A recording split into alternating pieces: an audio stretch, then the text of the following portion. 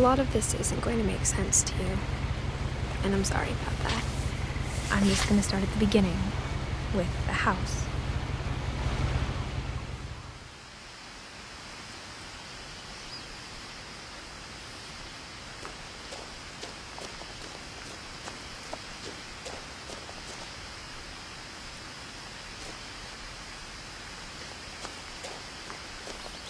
I lived here until I was 11, but I wasn't allowed inside half the rooms.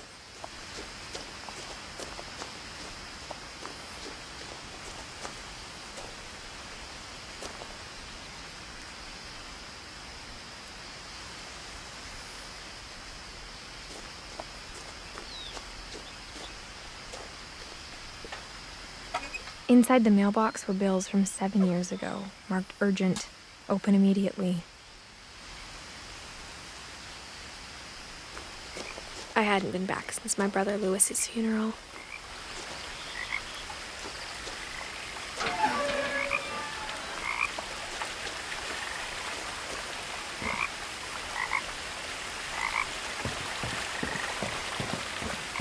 In her will, my mother left me a key, but didn't tell me what it unlocked.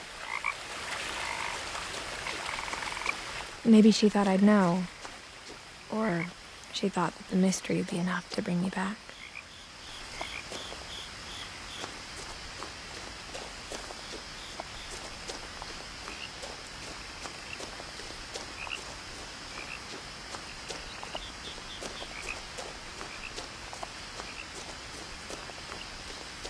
No one had driven this way in a long time, but I saw a few hoof prints.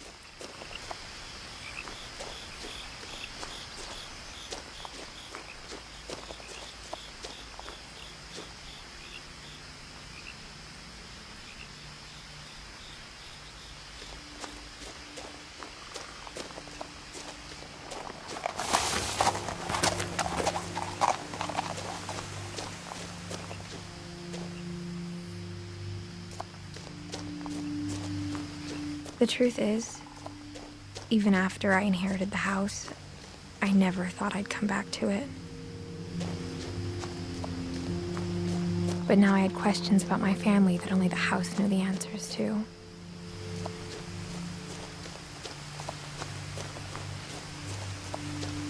The house was exactly like I remembered it, the way I'd been dreaming about it.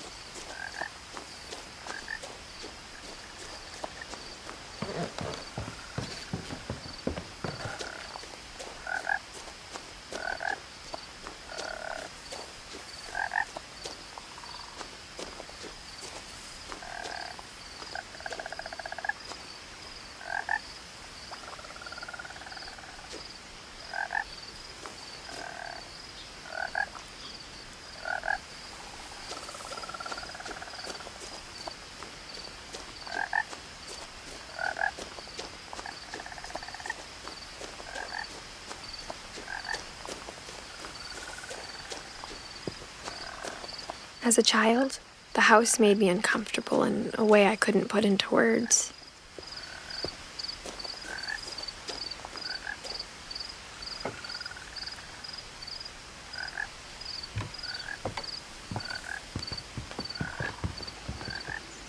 I asked Edie once about the dragon in the pond. She said it had killed her husband. I was 6. It seemed like an odd joke to me even then.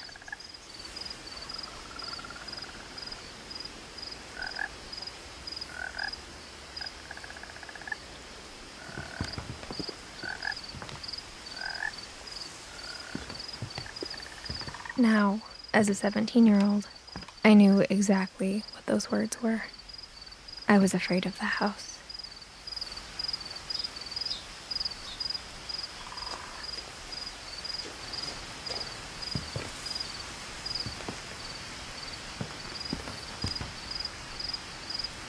I hoped the key might unlock the front door. It didn't.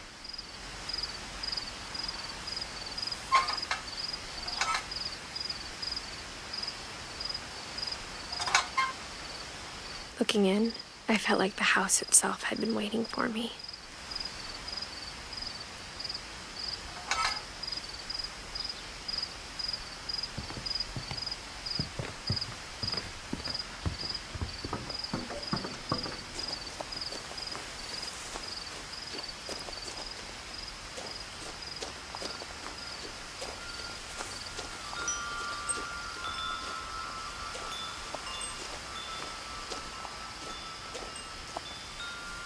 The house felt like it had always been here.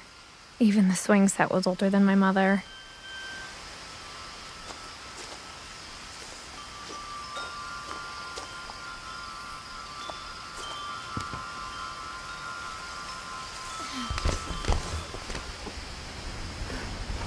Crawling through the doggy door used to be a lot easier when I was 11.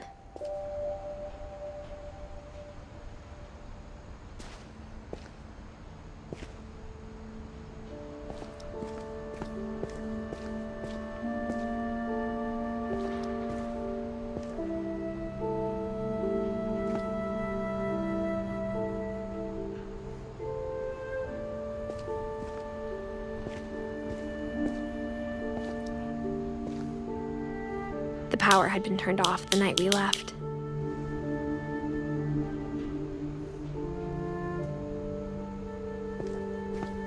For the first time in years,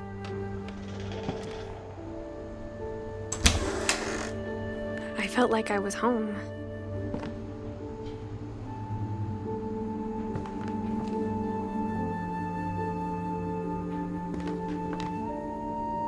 But instead of a family, there were just memories of one.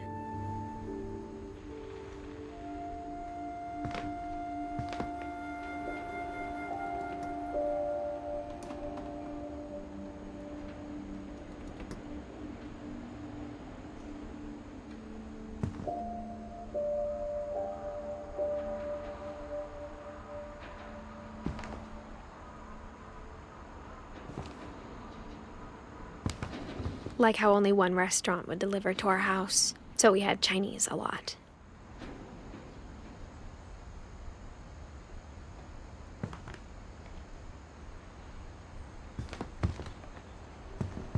Or how after Louis started working at the cannery, we all got sick of eating salmon. Except our cat, Molly.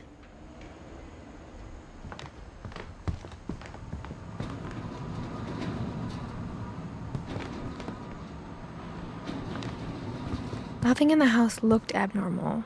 There was just too much of it, like a smile with too many teeth.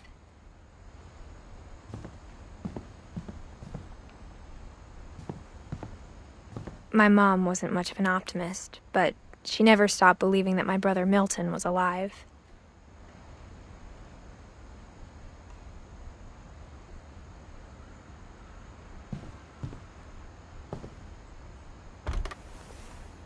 Edie told me once that every Finch who ever lived is buried somewhere in the library.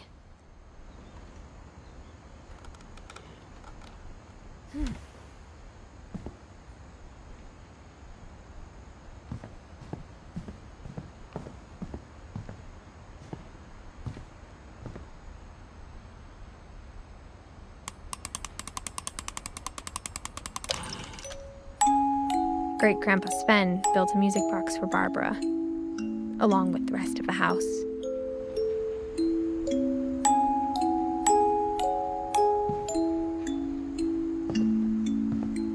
Mom always told me to stay out of the basement, so I wasn't too surprised when the key didn't fit.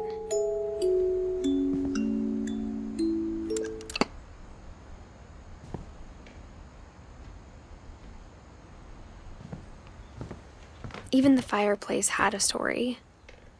Edie told me the bricks came from the original house, after it sank.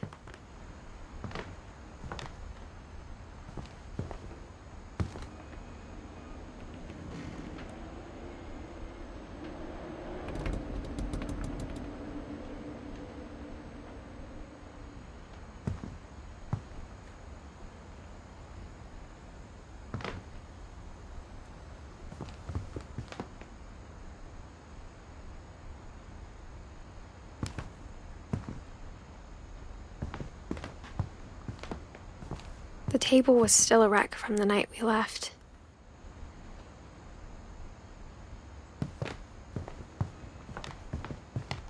My mom was the only one of us who could imagine Great-Grandma Edie living in a nursing home.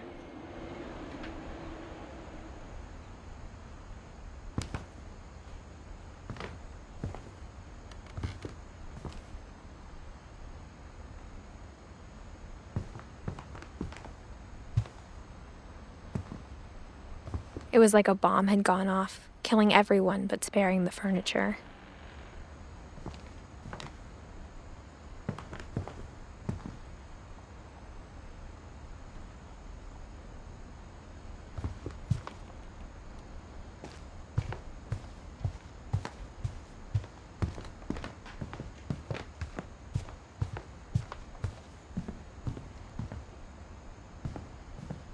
A lot of things got left behind in the whirlwind of that last night.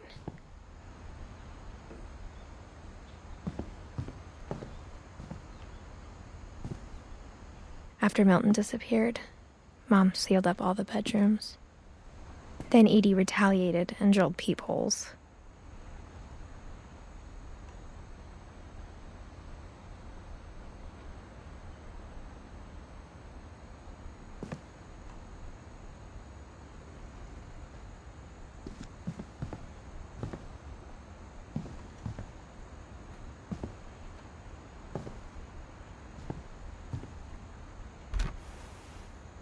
Molly always seemed like a girl I could imagine being friends with, if she hadn't died in 1947.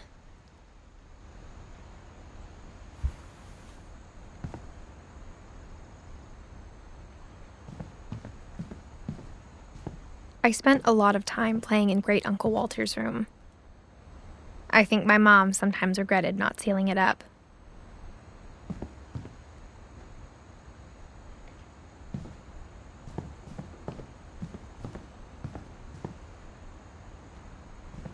Lewis told me there were secret passages, but I never believed him.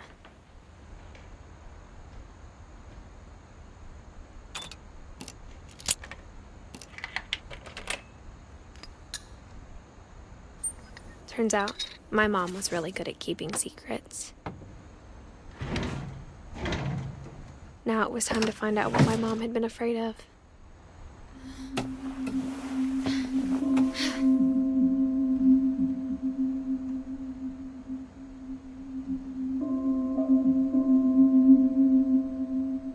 From the paintings on the wall, it was clear my brother Milton had been here before me.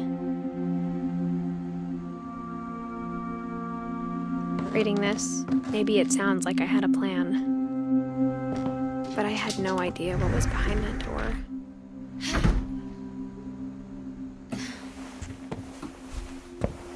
Just like I had no idea where all this was gonna lead.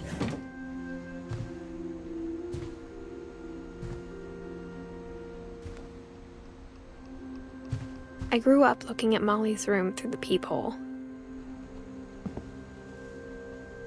Molly's gerbil had a tiny bedroom with its own even tinier gerbil cage.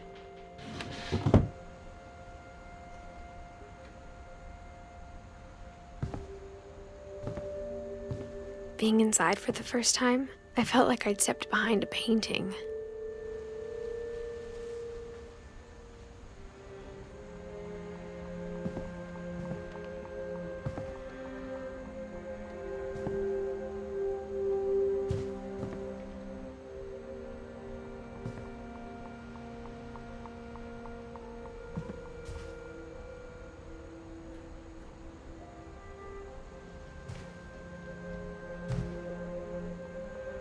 I got the sense Edie had spent a lot of time here, before my mom sealed the doors.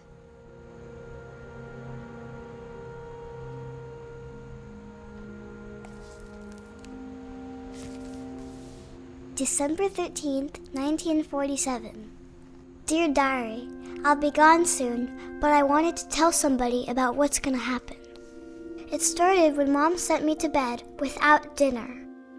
I woke up and I was starving, so I looked around for something to eat. My Halloween candy was all gone.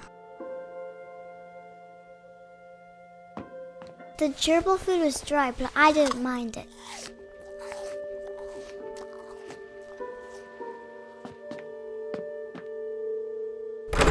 Mom, can I come out now? Sweetheart, it's late. Go to sleep.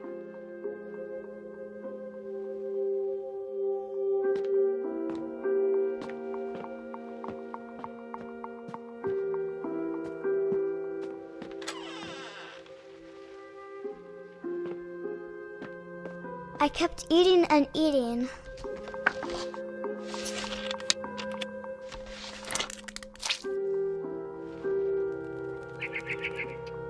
I ate a lot of things that night.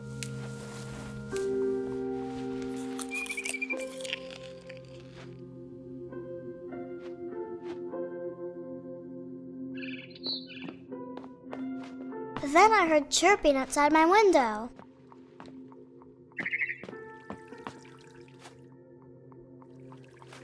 It was a barn swallow going back to her nest. I reached out for her.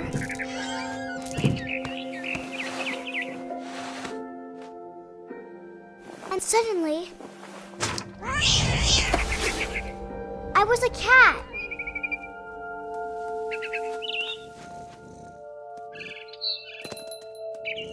I tried to be quiet, but the bird was really scared.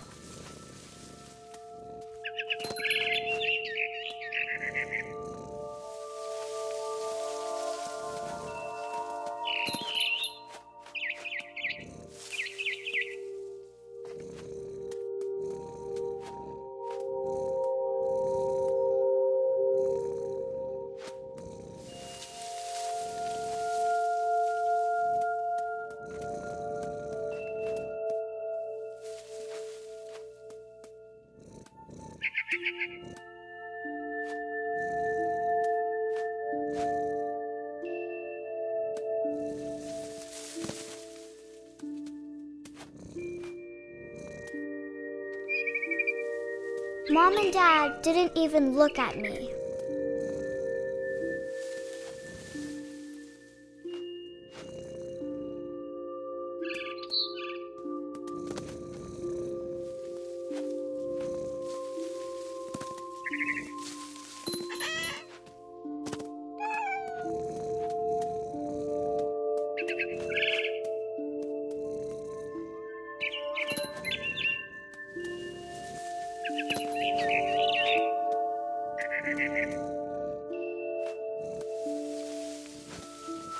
I jumped and I almost got her.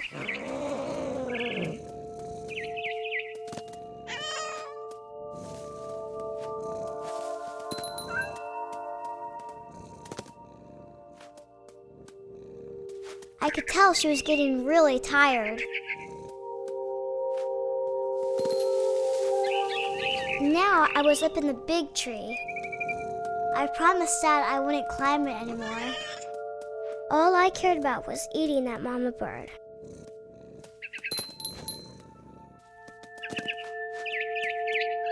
I gobbled her up. And suddenly, I was an owl. First, all I heard was the wind. Then I heard little teeth nibbling in the grass.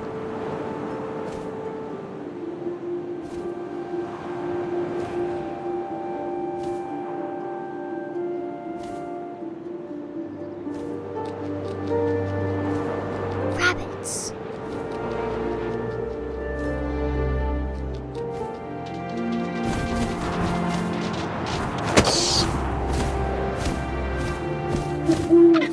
I imagined his face looking up and seeing mine through my talons.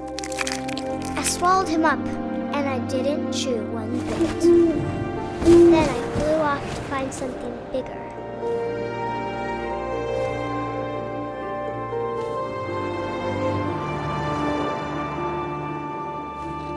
A mama rabbit.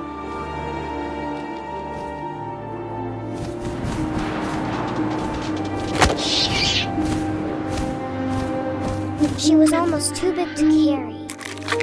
I started choking, but I couldn't stop eating. And suddenly, I was a shark.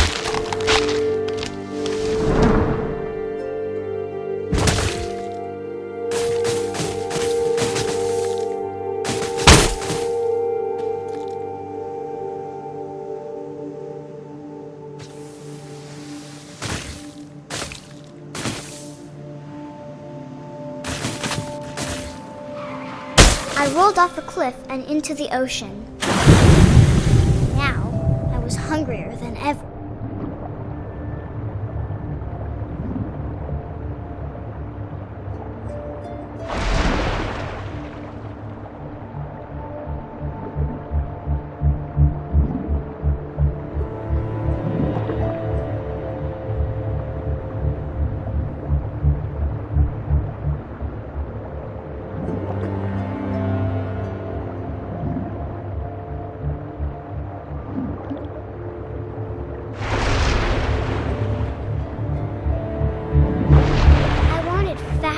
Juicy seals.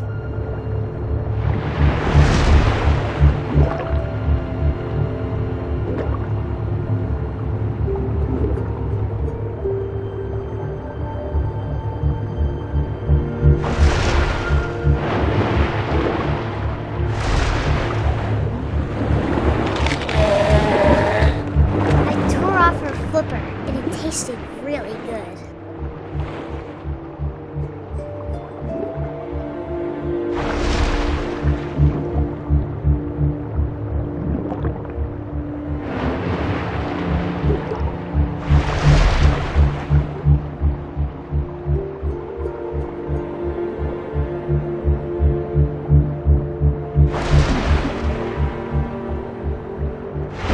Grabbed on tight. When I was so hungry, I jumped out of the water. When I opened my eyes, everything had changed.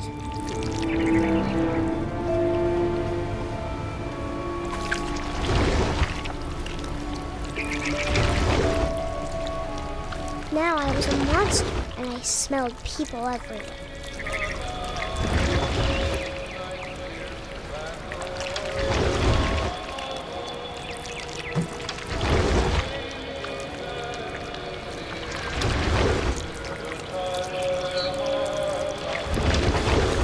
I was big, but I moved real quiet.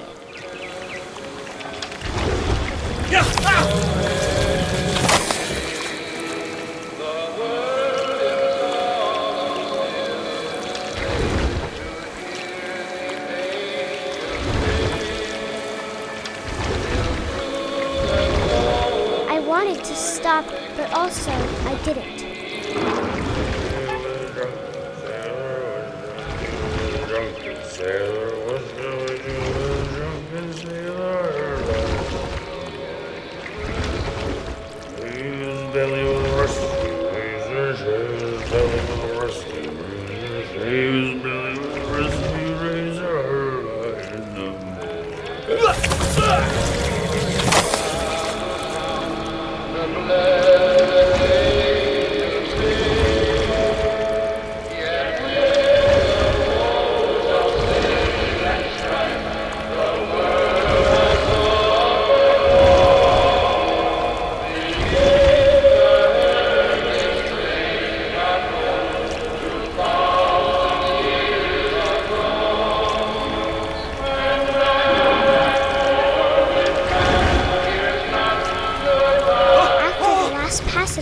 I was still hungry. And to cross the water, I smelled something new. Something I had to have, so I swam towards it.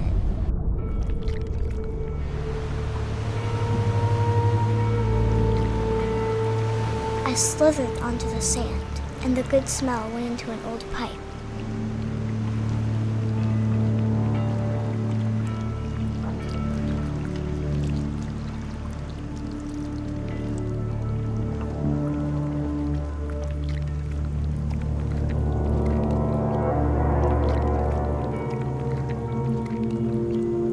I got closer and closer.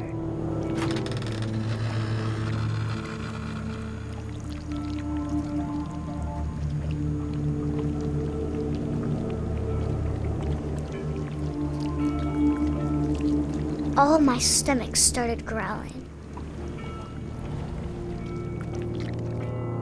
And suddenly, I was me again. I held my breath for a long time, but I couldn't hear anything. I think it's waiting for me to fall asleep. But it's not going to wait much longer. It needs to feed, and we both know I will be delicious.